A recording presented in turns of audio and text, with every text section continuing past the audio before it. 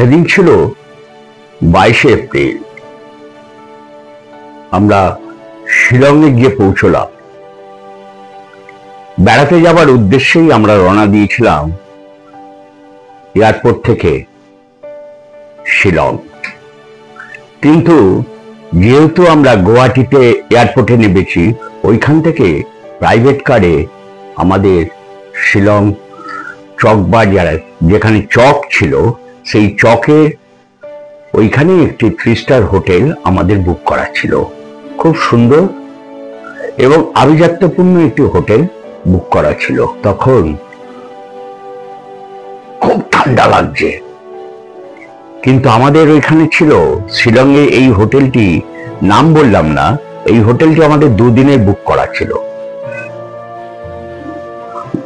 এবার 2 দিন, 3 দিনের দিন আমরা প্ল্যান করলাম ওইখান থেকে আমরা চেরাপুঞ্জি যাব। তা হোটেলে বসেই আমরা চেরাপুঞ্জি যেখানে থাকবো হোটেলে আমরা দেখে নেব। তো ওইখানে বসে সার্চ করতে করতে আমরা একটি গেস্ট হাউস পেলাম। হোটেল থেকে বসেই, শিলংয়ের ওই হোটেল থেকে বসেই আমরা বুক করলাম একটি পাহাড়ের ওপরে একটি গেস্ট হাউস।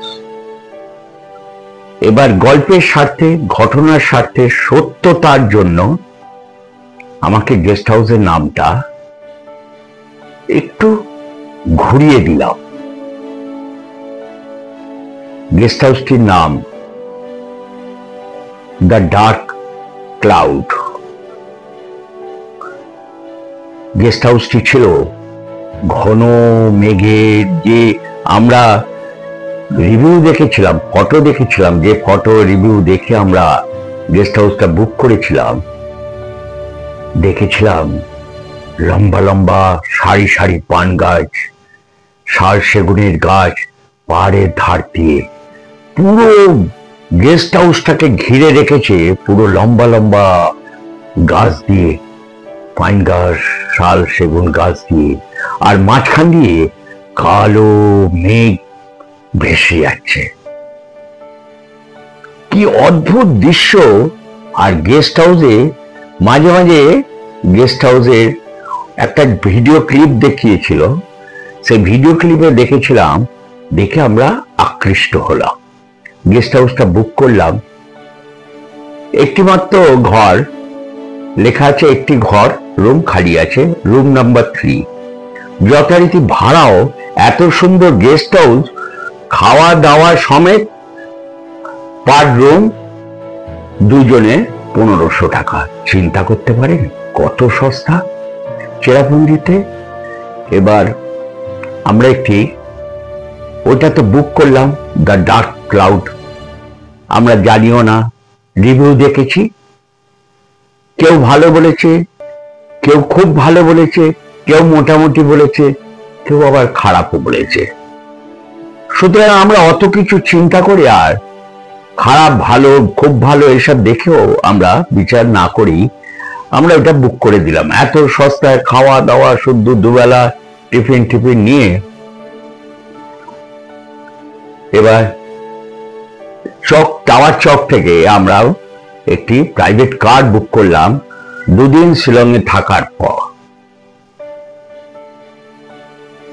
প্রাইভেট কারটার সঙ্গে কন্ট্যাক্ট করা হলো, ড্রাইভারটির নাম করি, তার সঙ্গে কন্ট্যাক্ট করা হলো। আমরা শিলং থেকে চেরাপুঞ্জি যাব, চেরাপুঞ্জির যত সাইট সিন আছে 3 দিন থাকবো, 3 দিনে আমাদের ঘোরাবে। তারপর ব্যাক করে আমরা আবার গুয়াহাটি এয়ারপোর্টে ব্যাক করব। করিম আমাদের কাছে 10,000 টাকা চেয়েছিল। আমি দেখলাম খুবই কম। আমরা ভেবেছিলাম অনেক টাকা চাইবে, অতদিন আমাদের সঙ্গে গাড়িটা থাকবে, ঘুরবে টুরবে। তা যাই হোক, 10,000 টাকায় রাজি হলাম।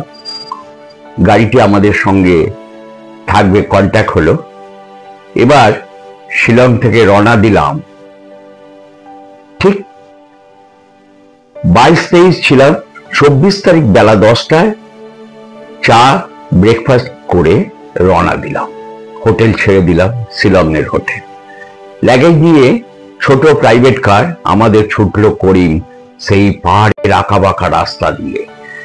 শিলং থেকে হয়তো যারা যারা আপনারা কেউ চেরাপুঞ্জি রাস্তায় গেছেন, যদি কিরকম রাস্তা, কি ভয়ানক রাস্তা যদি দেখে থাকেন, তাহলে অতি অবশ্যই কমেন্ট করে জানাবেন কারা কারা গেছিলেন সেই দুর্ধর্ষ দুর্গম রাস্তায় চেরাপুঞ্জি যাওয়ার পথে।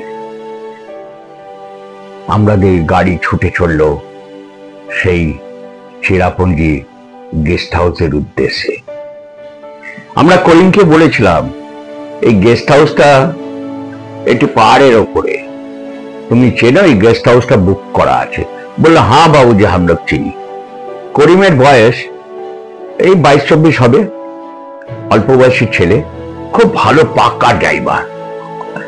করিম গাড়ি ছুটিয়ে চলেছে সেই পাহাড়ের রাস্তার ওপর দিয়ে, একবার এদিকে টার্ন নেয়, একবার ওইদিকে টার্ন নেয়, একবার নিচের দিকে তাকালে বুকটা দূর দূর করে উঠছে, মনে হচ্ছে এই মাত্র গাড়িটা না পাল্টি করে যায়। যাই হোক, গাড়ি তো আপন মনে ছুটে চলেছে।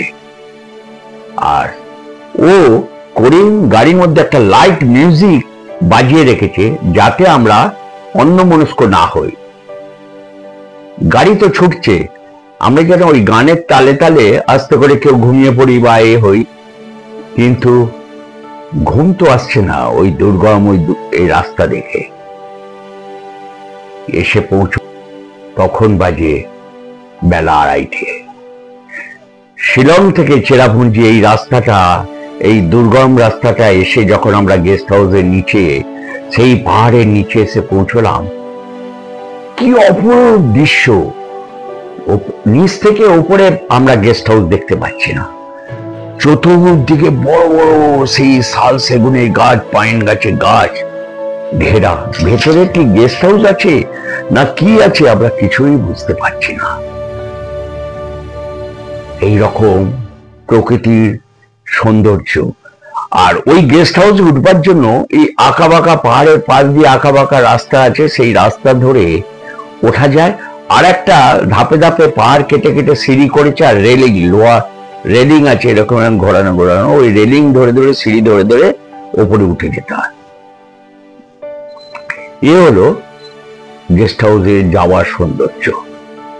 এবার আমরা গেস্ট হাউসে যেখানে গাড়িটি পার্ক করলো করিম, ওই গাড়িটি পার্ক করার ঠিক নিচটা হলো একটা, নিচের দিকে তাকালে একটা গ্রাম। সেই গ্রামে 100 বাড়ি আছে, তার মধ্যে হোটেল আছে, রেস্তোরাঁ আছে, গেস্ট হাউস আছে। গ্রামে ওইখানে ছোটখাটো দোকান টোকান আছে। আর আমাদের যেখানে আমাদের পাহাড়ের নিচে, পাহাড়ের ওপরে উঠে যাবো, সেইখানে রয়েছে, নিচে রয়েছে 4খানা দোকান। একটি আছে মাংসের দোকান, একটি মোমোর দোকান, নানা রকম টাইপের মোমো আছে, একটি স্টেশনারি কাম তোমার মুদির দোকান, আর একটি আছে ভেজিটেবল, সমস্ত সাবজেক্ট বিক্রি করে। আমরা লাগেজটি গাড়ি থেকে বার করে, করিম বলল আমি এই নিচেই গ্রামে থাকবো আমার দোস্তের বাড়িতে, আপনারা যখনই দরকার হবে আপনি ডাক দেবেন, ওপর থেকে ফোন করবেন, এই আমার ফোন নাম্বার, যখন বেড়াতে যাবেন আমি উপরে উঠে চলে আসবো। গাড়িটা সাইডেই পার্ক করে রাখলো, ওর চেনাশোনা ওইখানে। যা বুঝলাম, গল্পটা শুরু হচ্ছে ঠিক এখান থেকেই। রামধনু হরর চ্যানেলে আপনারা শুনছেন আপনারই বন্ধুর কণ্ঠে দ্য ডার্ক ক্লাউড, এক ভৌতিক ঘটনা। এক ভৌতিক ঘটনা বললে ভুল হবে, আমরা এক মায়াজালে ভূতের পাল্লায় পড়ে গেছিলাম। সত্যি ঘটনা শুনতে থাকুন। স্যাটারডে ফিভার নাইট অবলম্বনে আপনারা শুনছেন আপনারই প্রিয় বন্ধুর কণ্ঠে। সেই পাহাড়ের আঁকা বাঁকা সিঁড়ি দিয়ে রেলিং ধরে ধরে আমরা উঠতে থাকলাম। ওপরে যখন উঠলাম, রেলিংটা শেষ প্রান্তে খানিকটা সমতল, কিন্তু নিচ থেকে কিছুই বোঝা যাচ্ছিল না। আমরা ওপর থেকে নিচটা তাকালাম, সেই ছোট্ট ছোট্ট খেলনার গাড়ি আর ছোট্ট ছোট্ট মানুষ ও এত উঁচুতে উঠে গেছি। বুঝতেই পারছো কতটা উঁচুতে আমরা উঠেছি পাহাড়ে। আর আমাদের পাশ দিয়ে পুরো কালো ঘন মেঘ আমাদের ঢেকে দিয়ে চলে যাচ্ছে আস্তে আস্তে। মাথার নিচ থেকে বুকের পাশ দিয়ে মেঘ চলে যাচ্ছে, আর ক্রমাগত ঝিরঝির ঝিরঝির করে বৃষ্টি হয়ে যাচ্ছে। তখন বাজে বেলা 2:30। অন্ধকার নেমে আসছে আস্তে আস্তে। এখানে নাকি সব সময় নাকি এইরকমই ওয়েদার থাকে, বৃষ্টি তো ক্রমাগতই হয়ে থাকে।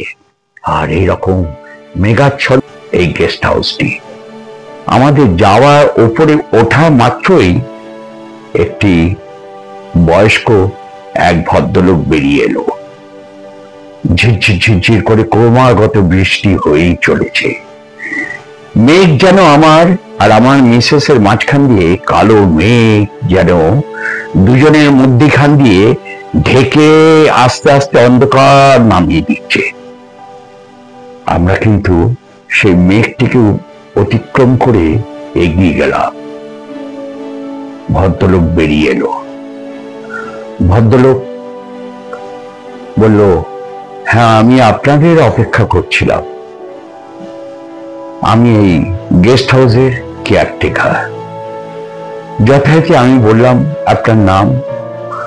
বলল, আমার নাম রায়ান। বয়স আন্দাজ আনুমানিক 60-65 হবে। যথারীতি আমাদের হাত থেকে লাগেজটা নিয়ে উনি বললেন, আমার পেছন পেছন আসুন। বলল, আপনার 3 নম্বর রুমটা বুক করা আছে। আমরা বললাম, বেশ তো, ভেতরে এবার আমরা গেস্ট হাউসের সেই কাঠের গেস্ট হাউস, এত সুন্দর সেই গেস্ট হাউসে আমরা ভেতরে প্রবেশ করলাম। যখন গেস্ট হাউসের ভেতরে প্রবেশ করলাম, কিরম যেন একটা থমথমে একটা অনুভব শরীরের মধ্যে সৃষ্টি হলো। শরীরটা কিরকম যেন একটু ভারী ভারী লাগলো, কিন্তু ভাবলাম অনেকটা উপরে উঠে এসেছি, অক্সিজেনের অভাবের জন্য হচ্ছে নাকি। কিন্তু এত সুন্দর দৃশ্য, ভেতর দিয়ে আমাদের সামনে দিয়ে মেঘ ঢেকে যাচ্ছে, মেঘ চলে যাচ্ছে, আর নিচের মানুষগুলোকে খুব ছোট্ট ছোট্ট লাগছে। আমরা দেখে তো বললাম, এত সুন্দর লবিটা, কিন্তু পশ্চিমের আকাশটা আমরা দেখতে পাবো। চতুর্দিকে মেঘে আচ্ছন্ন, কালো মেঘে ঢেকে যাচ্ছে। বুঝতেই পারছো, এই কালো মেঘে ঢেকে যাচ্ছে বলেই এই গেস্ট হাউসটি লেখা আছে, the guest house covered in dark clouds. দরজার ঠিক উপরে এইভাবে ইংরাজিতে লেখা হয়ে গেছে। এবং কি রান্না করেছেন, কিন্তু রান্না খুব কম কথা বলে আর খুব আস্তে কথা বলে। বলল, সাহেব আজ মুরগির মাংস হয়েছে এবেলায়, একটা ডাল হয়েছে, ভুজিয়া হয়েছে, আর ভাত, গরম ভাত। আমরা বললাম, বেশ, খুব ভালো কথা। খুব খিদেও পেয়েছিল, অতটা রাস্তা, পাহাড়ি রাস্তা বাইক কারে এসছি। সঙ্গে সঙ্গে আমাদের বললো, হাত মুখ দিয়ে আসুন, আমি ডাইনিং রুমে খাবারটা বাড়ছি, আপনারা আর আপনার মিসেসে। আমরা হাত মুখ ধুয়ে দরজাটাকে একটা লক করে ডাইনিং রুমে এলাম। ডাইনিং রুমটা ওই 3টে রুমের পাশ দিয়ে একটা ছোট্ট লবি, লবিটার পাশে বড় ডাইনিং রুম কাম কিচেন। গিয়ে দেখি চেয়ারে একজন ফরেনার লাঞ্চ করছেন। আমরা যখন ঢুকছি, আমাদের দিকে তাকিয়ে একটু মুচকি হাসলো, হেসে আবার নিজের মতো খেতে আরম্ভ করে ফেললো। আমরা দুজনে চেয়ারটা টেনে বসলাম, খাবার দিয়ে গেল। খাবার সময় আমরা ভদ্রলোককে জিজ্ঞেস করলাম, আপনি এখানে কতদিন আছেন? বলল, আমি গতকাল এসছি। আজ খাওয়া দাওয়ার পর আমি এই পাশের গ্রামে আরেকটি হোটেলে উঠে যাব। আপনি কি, আমি জিজ্ঞেস করলাম, আপনি কি বেড়াতে এসছেন? বললো, না, আমি ফটোগ্রাফার। আমি এরকম নানা রকম ভালো ভালো ভিউ পয়েন্ট দেখে আমি ছবি তুলি, এবং সেই ছবি হচ্ছে, ফটো তোলা হচ্ছে আমার প্রফেশনাল জব। এবং সেই ছবি আমরা কোনো অ্যাডে, কোনো জার্নালে ছাপাই, খবরের কাগজে ভালো দাম পেলে বিক্রি করি। ভদ্রলোক নাম জন আব্রাহাম।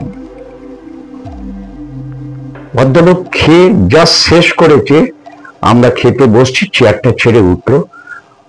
তারপর আর কোনো কথা বললো না। হাতটা টেবিলের পাশেই, ডাইনিং পাশে একটি বেসিনে হাতটা ধুয়ে মুখটা গম্ভীর করে খুব চিন্তিত মুখ নেওয়া, মাথাটা নিচু করে বেরিয়ে গেল।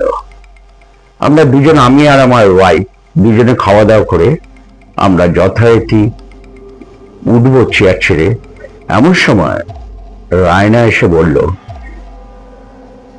সাহেব, বিকেল 4টের সময় চা বিস্কুট দিয়ে যাব আপনাদের ঘরে, আর 6টার সময় আমি রাতের ডিনারটা করে ডাইনিং রুমে ঢাকা দিয়ে রেখে যাব। যদি ঠান্ডা হয়ে যায়, আপনার অসুবিধা হয়, যদি মাঝিকে বলবেন মাইক্রোওভেনে, বা আপনি একটু মাইক্রোওভেনে খাবারটা গরম করে নেবেন। বললো, মাইক্রোওভেন চালাতে জানেন তো? আমরা বললাম, হ্যাঁ। সুন্দর অ্যারেঞ্জমেন্ট সিস্টেম গেস্ট হাউসটা। এবার যথারীতি বলে, আমি 6টার পর আর ওপরে থাকি না, আমি আমার নিচে ওই যে গ্রামটা দেখলেন, ওইখানে আমার ঘর। আমি 6টার সময় কাজকর্ম করে চলে যাই। তো হ্যাঁ, আপনি কিন্তু 6টার পর দরজা ভালোভাবে বন্ধ করে দেবেন, মেন দরজা। আর কেউ ধাক্কালেও, কেউ আওয়াজ করলেও দরজা খুলবেন না কিন্তু। আর রাত্রিবেলায় কখনো বেরোনোর চেষ্টা করবেন না। আমি জিজ্ঞেস করলাম, কেন? রায়না কথা বলছে কেন? বলছে, এখানে ভাল্লুক আছে, রাত্রিবেলা ভাল্লুক বেরোয়, আর ভালো চিতাবাঘ এসে যায় মাঝে মাঝে এই গেস্ট হাউসের কাছে। আমরা তো শুনে চমকে উঠলাম। কিন্তু আমাদের লবিটা পুরো গ্রিল দিয়ে যেমন করা, পুরো জাল দিয়ে আবার কভার করা। এই নাকি প্রত্যেকের ঘরেই গ্রিল আর জাল দিয়ে করা। এইটা নাকি বছর 2 হয়েছে, এই জাল দিয়ে দিয়েছে 3টে রুমেরই অ্যাটাচ যে লবি দুটো। আগে ছিল না জাল দেওয়া, এই জাল দেওয়াটা বছর 2 হয়েছে। তা আমি জিজ্ঞেস করলাম রায়নাকে, রায়না, তোমার বয়স কত? বললো, 70 বছর বয়স বাবু। দেখলে মনে হয় না রায়নাকে, কিন্তু চুলগুলো সব সাদা হয়ে গেছে। ও কেয়ারটেকার কম বাবুর্চি। খুব সুন্দর রান্না করেছিল, এত সুন্দর মাংস করেছিল, মুখে লেগে থাকার মতো। যাই হোক, এবার আমরা তো দুপুরবেলা খাওয়া দাওয়া করে যে যার ঘরে চলে গেলাম। খানিকক্ষণ লবিতে বসলাম, তখন ক্রমাগত ঝিরঝির করে বৃষ্টি হয়ে যাচ্ছে, আর মেঘটা ক্রমাগত, মনে হচ্ছে ঘরের মধ্যে দরজাটা খুলে লবিতে বসেছে বলে ক্রমাগত ঘরের মধ্যে ঢুকে যাচ্ছে, পাশ দিয়ে চলে যাচ্ছে। আমরাও অনুভব করলাম। দরজাটা বন্ধ করে দিলাম, কারণ মেঘের ঘর্ষণে বিছানাটা নাকি ভিজে স্যাঁতস্যাঁতে হয়ে যায়। তাই দরজাটা ভিজিয়ে আলতোভাবে বন্ধ করে আমরা লবিতে বসলাম খানিকক্ষণ। মিনিট 15-20 বসার পর, এত দূর থেকে এসছি আর এত খাবার খেয়ে টায়ার্ড হয়ে পড়েছিলাম, তাই ঘুমিয়ে পড়েছিলাম। কখন যে অন্ধকার হয়ে এসছে, সন্ধে হয়ে গেছে, খেয়াল নেই। হঠাৎ চমকে দেখি হাত ঘড়িতে বাজে সন্ধ্যে 6টা। তাহলে কি বিকেল 4টের সময় রায়ন আমাদের বেল বাজিয়ে চা না দিয়ে চলে গেল? হয়তো আমরা শুনতেই পাইনি, গাঢ় ঘুমে আচ্ছন্ন হয়ে গেছিলাম। যথারীতি উঠলাম, উঠে গিয়ে দেখি সত্যি খাবার টেবিলে 2 কাপ চা ঢাকা দেওয়া, একটা বিস্কুট কৌটোয় রাখা, আর পাশে একটি বোলের মধ্যে রাখা ঢাকা রুটি, আর একটি বড় বোলের মধ্যে রাখা মাংস ঢাকা, আর একটি পাত্রের মধ্যে ঢাকা রয়েছে স্যালাড। এই 3টে জিনিস উনি ঢাকা দিয়ে কভার করে ডাইনিং রুমে রেখে গেছেন, আর 1 জগ জল। যথারীতি আমি চায়ের কাপটা নিয়ে যখন ধরে আসবো তখন দেখি চাটা ঠান্ডা হয়ে গেছে। তাই চায়ের কাপগুলো মাইক্রোওভেনে দিয়ে চাটা গরম করে নিলাম। যথারীতি নিয়ে ঘরের মধ্যে ঢুকবো, দেখি আমাদের ঘরের মেন দরজাটা যেটা দিয়ে বন্ধ রাখতে বলেছে সেই দরজাটা ভেজানো। তখন চিন্তা করলাম নিশ্চয়ই রায়না 6টার সময় চলে গেছে, দরজাটা ওই রকম আবছা ভিজিয়ে রেখে। হয়তো আমাদের ডাক দিয়েছিল, আমরা শুনতে পারিনি।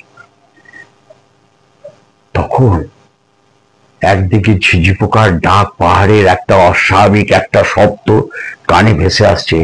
পাহাড়ে যদি তোমরা গিয়ে থাকো, পাহাড়ের একটা শব্দ রাতের বেলায় কানের মধ্যে ভেসে আসে। তোমরা কি কখনো শুনেছ? যারা যারা শুনেছ সেই শব্দটা কিরকম তাহলে আমাকে কমেন্টস করে জানিও। এক অদ্ভুত, এক যেমন ভয়ের শব্দ, একটা গায়ে শিহরণ জেগে ওঠে, সেই রকম অনুভব করলাম। চায়ের কাপ গরম করে নিয়ে এসে ঘরের মধ্যে দিয়ে টেবিলের উপর রেখে মিসেসকে বলা, ওই মেন দরজাটা আটকে আসি, রায়না চলে গেছে। মেন দরজাটা ভালো করে আটকে খাবারগুলো সব আমার ঘরের টেবিলে বেডরুমে নিয়ে চলে এলাম। কারণ 1 নম্বর ঘরে যে ফরেনার ছিল সে দুপুরবেলায় ওই শেষ দেখা লাঞ্চে টেবিলে, তারপর উনি রুম ছেড়ে চলে গেছে। তার চেক আউট ছিল দুপুর 1টার সময়, তাই একটু দেরি হয়ে গেছিল লাগেজ ট্যাগেজ গোছাতে। তাই ছেড়ে উনি বিদায় নিয়েছেন। পুরো গেস্ট হাউসটায় রয়েছে আমি আর আমার মিসেস। যেমন একটা শরীরের মধ্যে থমথমে ভাব, পাহাড়ি এলাকায় কিরকম একটা অনুভব, সে যে অস্বাভাবিক একটা দৃশ্য আর অস্বাভাবিক একটা শব্দ কানের মধ্যে ভেসে আসছে। ক্রমাগত ঝিরঝির করছে বৃষ্টি, সন্ধে নেমে এসছে। আমরা চায়ের কাপটি নিয়ে বাইরে বেতের চেয়ারে আমি আর আমার মিসেস সেন্টার টেবিলের উপর কাপটা রেখে চাটা খাচ্ছি। এমন সময় আমি ওই চাটা খেতে খেতে বেডরুমে উঠে এসছি। মিসেস তখন বসে বসে চা খাচ্ছে আর যত ছবি ইচ্ছা মোবাইলে ছবি একটার পর একটা ছবি তুলে যাচ্ছে। হঠাৎ ভেতর থেকে ডাক দিল, এই শুনছো, তাড়াতাড়ি করে এসো। বলতে বলতে আমি লবির দিকে ঘর থেকে বেরিয়েছি। বেরিয়েই যখন সামনে দাঁড়িয়েছি তখন ও যে দৃশ্য দেখেছিল সে দৃশ্য উইদিন সেকেন্ডের মধ্যে মিলিয়ে গেছে। ও আর আমাকে দেখাতে পারল না। আমি জিজ্ঞেস করলাম কি হয়েছে? বললো কে যেন ওই গাছের, বড় বড় পাইন গাছের পাশে, শাল সেগুন গাছের পাশে দাঁড়িয়ে আমাকে লক্ষ্য করছিল। একটা সাদা গাউন পরা, মনে হলো কোনো মহিলা টহিলা মনে হবে, কিন্তু পুরো কুয়াশা কালো মেঘে ঢেকে যাচ্ছে, তার মধ্যে আবছা আবছা জ্যোৎস্না, সেই অন্ধকারের আলোতে কিরকম অনুভব করলাম। তারপর সেই ছায়া মূর্তিটি কোথায় মিলে গেল সঙ্গে সঙ্গে। তুমি ওই মেঘের কোনো রূপ দেখেছো? মেঘটাকে দেখে হয়তো ভেবেছো কোনো ছায়াময়। এত পাহাড়ের মাঝখানে এখানে এখানে আর কি আসবে, আমরা ছাড়া কে আছে? বললে যে হয়তো হতে পারে, ভুল দেখেছি। যথারীতি আমরা তো চাটা খেয়ে দরজাটা বন্ধ করে ঘরের ভেতর চলে এলাম। খানিকক্ষণ টিভি দেখলাম। টিভি দেখার পর আমরা রাত্রিবেলা ডিনার করে নিলাম। রাত তখন 9টা। মানে মনে হয় পাহাড়ে যেন গভীর রাত হয়ে গেছে। এক ফাঁকে খাবার সময় একটু জানলাটা খুলেছিলাম। বাইরে কিরকম এক অদ্ভুত শব্দ আমার আর আমার মিসেসের কানে ভেসে আসছে। জানলাটা বন্ধই করে দিলাম। ভয় হোক, কোনো আতঙ্কেই হোক, বন্ধ করে দিয়েছিলাম। দুপুরবেলা তো খেয়ে দিয়ে শুয়েছিলাম, সন্ধে হয়ে গেছিল। তারপর রায়না তো চা টেবিলে ঢাকা দিয়ে রেখে চলে গেছিল। এবার আমরা রাত্রি যথারীতি খেতে বসবো। হঠাৎ দেখি টেবিলে তো খাবারগুলো এনে রেখেছিলাম আমরা, রাতের খাবার। হঠাৎ দেখি টেবিলে এক কোণে একটা ডায়েরি পড়ে আছে। সেই ডায়েরি একটাই পাতা। সেই পাতাটায় লেখা, এখানে যারা আসে তারা আর কেউ ফিরে যায় না। এই এতই মায়ার টান এই প্রাকৃতিক সৌন্দর্যে। সবাই এই প্রকৃতির সৌন্দর্যে মায়াজালে আটকে থাকে। আপনারা মনে হয় এই মায়াজাল থেকে বেরোতে পারবে না। ঠিক এই 2-3 লাইন ডায়েরি ওই একটি পাতায় লেখা। পাতাটা করে মানেটা কি? যাই হোক, কেউ কখনো লিখেছিল। ডায়েরিটা তো আমরা দুপুরবেলা দেখিনি। তারপর ঘুরে এলাম, তখনও তো দেখিনি। আজ দ্বিতীয় রাতের খাওয়া দাওয়া করতে বসেছি। খেয়ে দিয়ে উঠলাম।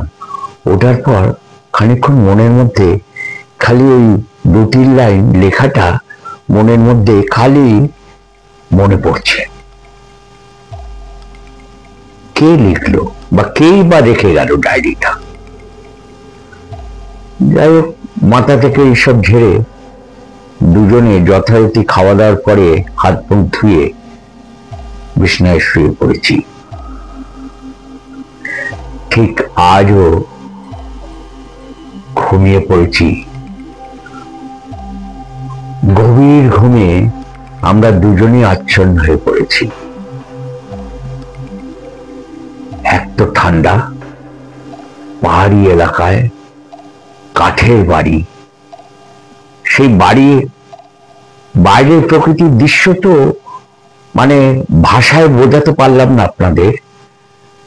এক অপরূপ প্রকৃতির দৃশ্য, তার মধ্যে এক মায়ার টান। কেউ যেন মায়া বলে আমাদের আটকে দিচ্ছে ওই ঘরের মধ্যে। গভীর ঘুমে আচ্ছন্ন। হট করে আজকের দরজাটায় আবার টোকা মারার আওয়াজ। এবার দরজাটায় গোদরেজের লক, ভেতর দিয়ে লক করা, প্লাস ছিটকিনি দেওয়া দিয়ে আমরা শুয়েছিলাম। বাইরের মেন দরজা তো যেমন যথারীতি চলে যাওয়ার পর 6টার সময় বন্ধ করে দিয়েছি, রায়ন চলে যাওয়ার পর। হঠাৎ দরজার টকটক আওয়াজ হতে আমি চোখটা তাকিয়েছি দরজার দিকে। দেখছি কি আশ্চর্য, দরজাটা নিজে থেকে এরকম আস্তে আস্তে আস্তে আস্তে আস্তে আস্তে খুলে গেল। অদ্ভুত। তখন আমার পাশ ফিরে শুয়ে আছে মিসেস কিন্তু গাঢ় ঘুমে আচ্ছন্ন। আমি কিন্তু এগুলো লক্ষ্য করছি, তাকিয়ে তাকিয়ে লক্ষ্য করছি। কম্বলের ভেতর থেকে ঘুমটা ভেঙে গেছে ওই শব্দ শুনে দরজার। বুকের মধ্যে যেমন ঢিপ ঢিপ হচ্ছে, একটা আতঙ্ক, একটা ভয়ের ছাপ মনের মধ্যে ঘুরে বেড়াচ্ছে। আর ওই ছায়াটা আস্তে আস্তে ঘরের মধ্যে প্রবেশ করলো। আমার থেকে ঠিক 10-15 হাত দূরে, ঠিক দরজাটার একটা কোণ দিয়ে দেওয়ালের সামনে এসে দাঁড়ালো। দেখছি সাদা গাউন পরা একটি মহিলা, আবছা শরীরটা দেখা যাচ্ছে, দুটো চোখ পুরো ঢোকা, আর মুখ বলে কিছু নেই। মুখটার মধ্যে হা, কিন্তু ওই হাটার মধ্যে একটা হাসি, যেন একটা হাসির ভাব ফুটে উঠেছে, যেন মহিলাটি হাসছে, কিন্তু মহিলাটির মুখ কিছুতেই চিনতে পারলাম না বা দেখতে পারলাম না।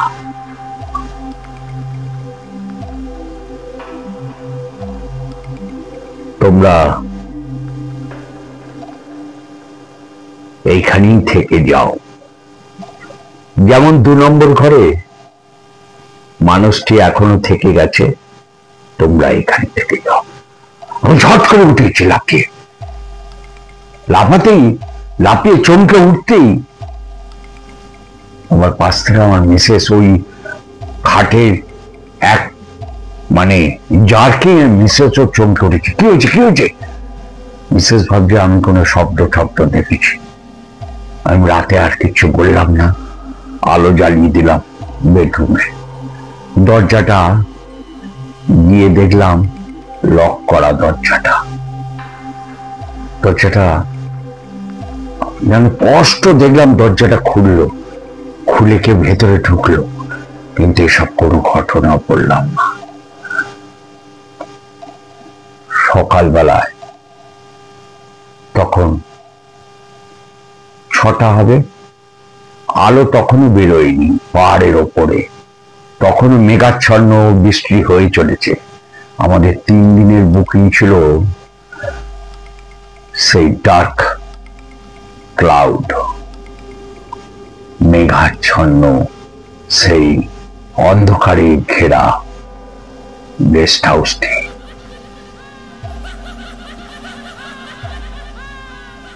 সকালবেলায় রায়ন এলো, চা দিল। দেওয়ার পর রায়নকে বললাম, রায়ন, আমাদের তো 3 দিনের বুকিং ছিল, আমরা আজকে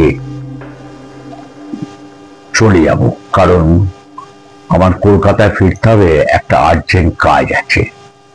খবর এসছে আমাকে সকালবেলায় ব্যাক করতে হবে। রায়ন কিরকম একটা মুচকি হাসলো, এসে বলল, আজ রাতটা থাকবেন না?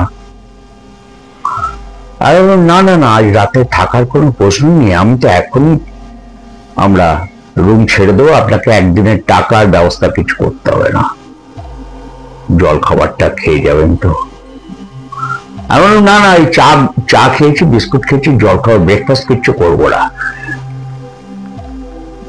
আমরা লাগেজটা নিয়ে মেন গেটের কাছে এসছি, হঠাৎ দেখি একজন অতিথি গেস্ট হাউসে এসছেন, তার হাতে চাবিটা আমি রায়নের হাতে দিয়েছিলাম, ওই চাবিটাই ওই অতিথির হাতে দিল। খালি বলল, 3 নম্বর রুমটা খালি আছে, হয়তো 3 নম্বর রুমেও আজ তালা পড়ে যেত, বলে চাবিটা ওর হাতে দিল। আমরা খালি শুনলাম। শোনার পর মিসেসকে বললাম, এখান থেকে তাড়াতাড়ি চলো, এই আইদার কিছু মায়া জাল আছে বা প্রকৃতির সৌন্দর্যের টানে এই রায়ান আমাদের এই গেস্ট হাউসটাকে অতিথিদের আমন্ত্রণ করে। অতিথিরা বাড়ি ফেরত হয় না। মিসেস বলছে, কেন, কি হয়েছে? আর চলো নিচে নামো আস্তে আস্তে। সিঁড়ি দিয়ে আস্তে আস্তে আঁকা বাঁকা সিঁড়ি দিয়ে রেলিং ধরে ধরে পাহাড়ের নিচে এসে নামলাম। নিচে এসে করিমকে ফোন করলাম, করিম, আমরা আজকে সাইড ভিউ দেখতে যাব না, আমরা আজকেই সাইড করো, আমরা নামছি। যখন নিচে এলাম, পাহাড়ের ওপর থেকে নিচে নেমে এলাম, তখন মিসেসকে বললাম যে আমরা থাকবো না, আজকে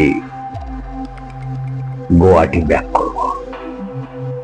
মিসেস বলছে, কি বলছো, কেন, 3 দিনের বুকিং তো। আমি বললাম, কোনো একটা ব্যাপার এখানে আছে, কোনো এক মায়া জালে আমাদের এখানে বন্দি করে রাখছিল। এক প্রকৃতির সৌন্দর্য, আর এক কোনো ব্ল্যাক ম্যাজিকের দ্বারা এরা অতিথি পান্থশালায় যেমন মানুষকে নিয়ে এসে কোনো আটকে ফেলে, আমরাও এই বন্দিতে বন্দি হয়ে যেতাম। যে কি হয়েছে, যে গতকাল রাতে আমি যা দেখেছি তা তোমাকে ভাষায় বোঝাতে পারছি না। মিসেসকে সব বললাম। মিসেস তো চমকে উঠলো, বললো, এইটাই আমি সেদিনকে দেখেছিলাম। আমি বললাম, এইটাই পরস্পর 2 রাতে দেখেছি, এবং আজ রাতে ঘরের ভেতর প্রকাশ করেছিল দরজা খুলে।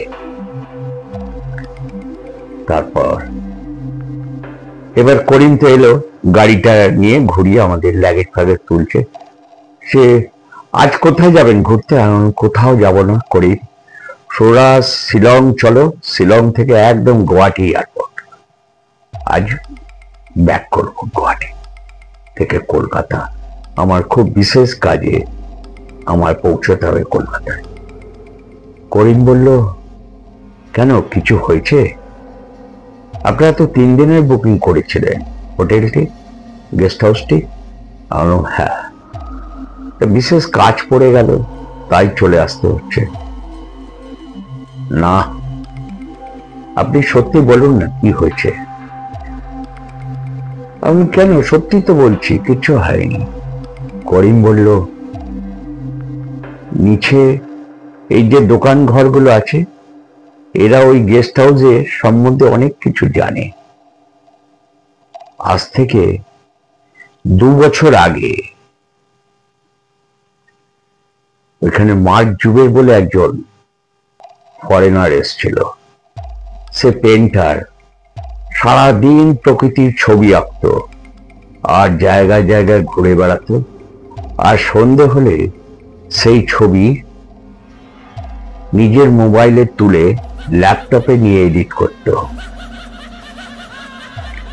শেষ একটি ছবির টান দিয়ে সে টানটা আর মেলাতে পারেনি। সেই অবস্থায়, ঘরের ভেতরে লক করা অবস্থায় 2 নম্বর রুমে সে মারা গেছিল। তার ঘরেও একটি ডায়েরি পাওয়া গেছিল, একটি পাতালা ডায়েরি। সেই ডায়েরিতে কিছু কথা লেখা ছিল। এখন কি বলছো গো তুমি? এই ডায়েরি তো আমাদের টেবিলেও রাখা ছিল গতকাল রাতে, কিন্তু কে রেখে গেল, কখন রাখলো, আমরা তো কেউ জানতেও পারলাম না। বললো, আপনারা বেঁচে গেছেন, নইলে এই মায়াজালে বা কোনো একটা ব্যাপারে আপনারা এইখানেও বন্দী হয়ে যেতেন কোনো অতিথি হিসাবে। আমরা বললাম, গাড়ি ভালোভাবে তাড়াতাড়ি করে ঠাকুরের নাম করে চালাও, ভগবানের নাম করে। গাড়ি ছুটলো চেরাপুঞ্জি থেকে শিলংয়ের পথে। আমাদের তো টাকা কন্ট্যাক্টই করা ছিল 10,000 টাকা 3 দিনের জন্য। করিম টাকা ফেরতের কথা বলেছিল, বললো যে বাবু 500টা টাকা রাখো। আমরা বললাম যে না, তুমি তো আমাদের 2 দিন ঘুরিয়েছ, তারপর আজকে গুয়াহাটি এয়ারপোর্ট পর্যন্ত পৌঁছে দিচ্ছ, টাকা তো আর ফেরত দিতে হবে না। ওই টাকাটা ওকেই দেওয়া হলো, 10,000 টাকার ঘন্টাকে। আমরা ফিরে চলে এলাম। শুনলেন এক রহস্যময় ভয়ের গল্প, যা আমাদের এক ভ্রমণ কাহিনীতে এইরকম হরর ঘটনা আমরা কখনো উপলব্ধি করিনি, যা চেরাপুঞ্জি এই ডার্ক ক্লাউড গেস্ট হাউসে আমরা দেখতে পেলাম, জানতে পারলাম। মৃত্যুর মুখ থেকে ফিরে এলাম। চতুর্দিকে কালো মেঘে আচ্ছন্ন, মাঝখানে এই গেস্ট হাউসটি নিস্তেক রহস্য ঘেরা, রোমাঞ্চে ঘেরা। এই ভয়ের গল্পটি ভালো লাগে একটি লাইক দেবেন, কমেন্টস করতে ভুলবেন না। যাদের নোটিফিকেশনটা অফ করা আছে অতি অবশ্যই অন করে নিন, আর যারা সাবস্ক্রাইব করেননি অতি অবশ্যই সাবস্ক্রাইব করে ফেলুন। সকলে ভালো থাকবেন, সুস্থ থাকবেন। আগামী দিন আবার কোনো এরকম ভয়ের গল্প নিয়ে আসবো।